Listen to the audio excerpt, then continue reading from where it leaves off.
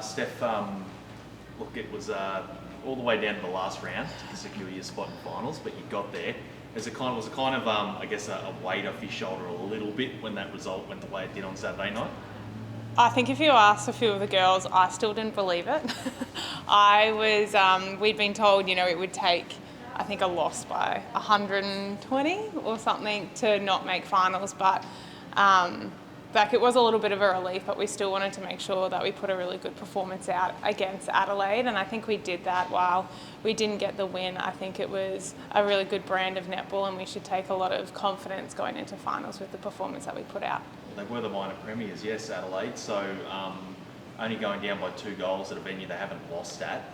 Good, as you said, a good way to go in finals. Yeah, good. Definitely a good lead in. I think you got to look at that game though, and I think there was probably a patch in that second quarter that we lost momentum, and then the start of the third. But I think the fight and the resilience from our group. I think the Lightning of probably 2 years ago.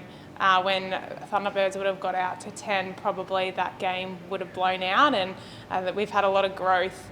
And to get back in, I think level it in that last quarter and give ourselves every chance to win that game is definitely something we should take confidence in. But we've got to make sure in finals it is do or die. Like you don't want to lose by 2. You want to be making sure that you're actually winning those games. And this year, you guys have had some heartbreaking losses that have come down to essentially flip the coin. How much have you grown throughout this season to then hopefully convert those flips into a win on the weekend? Yeah, we have grown, but we've had a fair few of those games where we have lost by single digits. And I think the thing for us that we've spoken about is we've probably played finals for the past 7 rounds. Every game for us has been pretty much do or die. And going back to our role, and I think it was something that probably flipped for me, is Liz said you'd rather lose a game by being brave and actually trying to win the game rather than kind of protecting the lead. And I think there were probably times throughout this season we have protected a lead, but in these last few matches I think we've really gone out and we've been brave and we've taken risks, and some have panned out and some haven't, but I think you have to do that in finals. Do you have to do any sort of a reset for the finals, or just like you said, you've been playing finals now for the last while, seems like it. Is there any sort of reset? How do you approach it? I do think it's like the in-season, once you've 14 rounds is done, that's like part 1, and this is part 2 of the season, and everyone's on the same in the same boat. It doesn't matter how many wins and losses you've had in the first 14 rounds. Like finals is a different ball game. I think it's pressure. Finals has pressure, but for us, it's keeping it as probably the same, making sure that we do our same routine and make everyone feel as comfortable they have, but also enjoy the week. We've had 4 debutantes in finals. We've also haven't been in finals for a few years now. So Tara actually hasn't touched a court in finals as well. So enjoying the week, but making sure we're just doing everything that we can in our training week to make sure we're prepared for fever. That fresh start, is that sort of an opportunity you could say, okay, we're going to leave anything we were doing wrong previously, now we're going to hit it like we've got nothing to lose?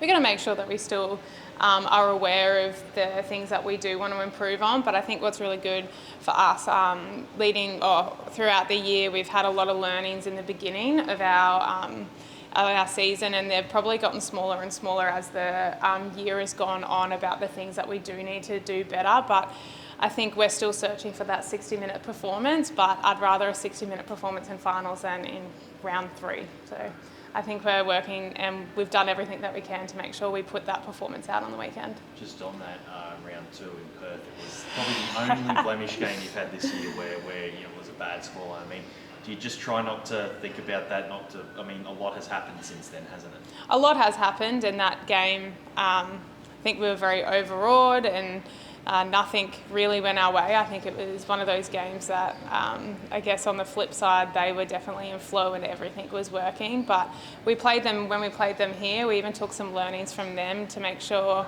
from that game, to make sure that we are attacking the contest. But I personally don't forget round 2. I don't think it's necessarily something we have to massively speak about, but I don't want Fever to have that feeling this week. So making sure that I think things that I did in round 2, I definitely have worked on throughout this season, but yeah, we don't want that performance to come out, and I don't think you'll see that Lightning team from round 2 come out in finals. You mentioned that this last game's do or die. Have you introduced any new elements into your training to ensure that win, or are you just giving it your best shot? Our coaching staff do a great job all year of those sorts of scenarios and, okay, we're up by 3, we're down by 3, what we need to do. So it is finals and you will have that added pressure, but also keeping things as consistent as you can, I think is really important because it has worked for us. While, yes, we haven't got, we finished with 6 wins for the year. We've been really close in a lot of games. So I think our training needs to be very similar. We don't want to go out and change everything because we're in this position for a reason. And what end of the ball of the court do you think is going to really play into your hands to be able to knock off the Fever and get into that preliminary final? Do you think it's going to be more of an attacking game for you guys, or do you think it's going to rely on your defence? Oh, it's a combination of both. But look, Fever are hard to win the ball off. They're a very high-scoring team. They're a very strong one-point team. So any ball that we do get, you're going to make sure you treasure that. And in attack, we need to be clinical. Their defence end can get on a roll, and when they're up and confident, they can go for balls that you might not think that they can get, but they do. So I do think as an attacking group, we need to make sure that we're really, really clinical because it is hard to win ball off Fever. Given you haven't played finals for a couple of years, is there a feeling that we want to get out there and do this and show the competition? We were pre-season favourites, some ups and downs, but now we can show them what we can do and could go all the way. Oh, I definitely said after the game on the weekend, it does have this feeling that, not that we've been written off a little bit, but we were pre-season favourites. You can't recruit the way we recruited and not have that. But you can win from 4th. We've previously done it. We did that in 2018. And I think we've been building really nicely all year. I don't think the competition has seen our best netball yet, and you want to bring that out in finals, and I think we've built really nicely. So I have a good feeling. Belinda, this is what the whole season is about, isn't it? Getting to this point. You've been playing finals for about 6 or 7 weeks now. So do you feel like you're kind of already in that mindset and ready to go? Yeah, like you said, we've been playing finals for some weeks now. Well, it feels like it, and I think we're just really excited now and really confident, actually. I think, like Steph said, we've learnt a lot of things along the season, and I think those close losses will hold us in good stead for finals. Probably got the one away venue that the Lightning struggled in the last couple of years. It was your only real, probably forgettable game this year. But it is what it is, isn't it?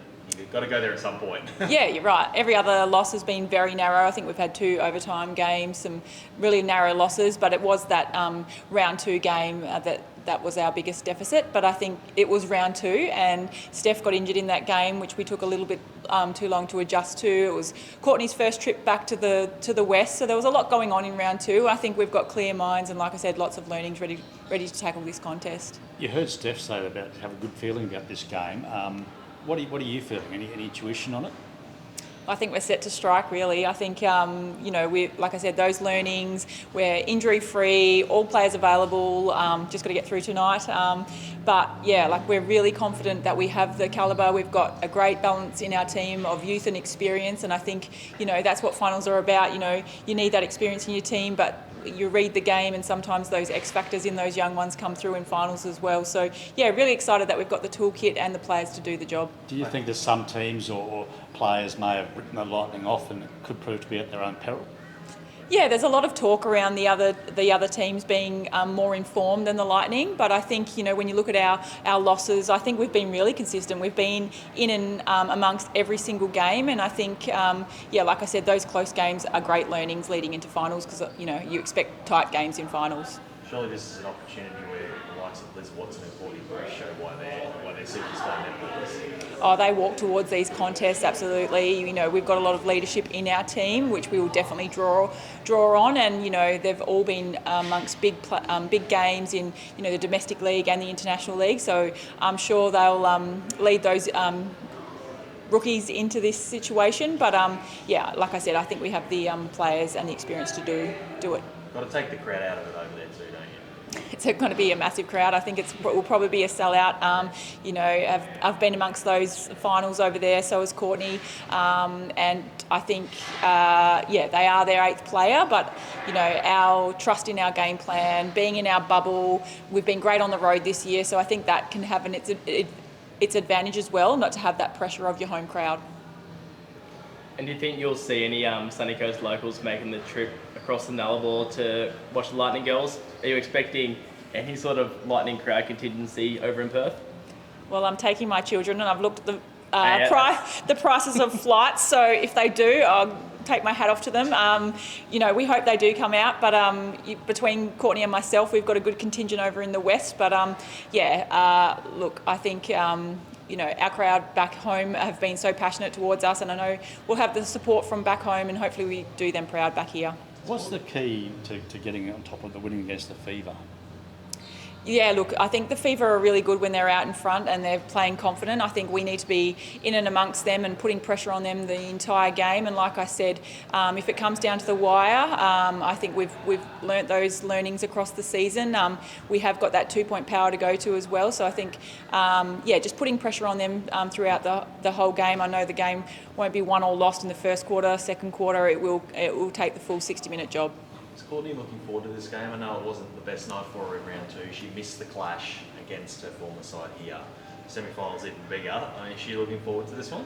She's so excited to get back home and play in front of that RSC crowd. You know, she's played there since she was so young, and I think really confident that, you know, she's worked her way into form. Obviously, she's had that terrible injury throughout the year, but she's available for the full 60 minutes and looking forward to putting out a good performance. So is that she'll play 60, do you think? She's available for 60. Good answer, though.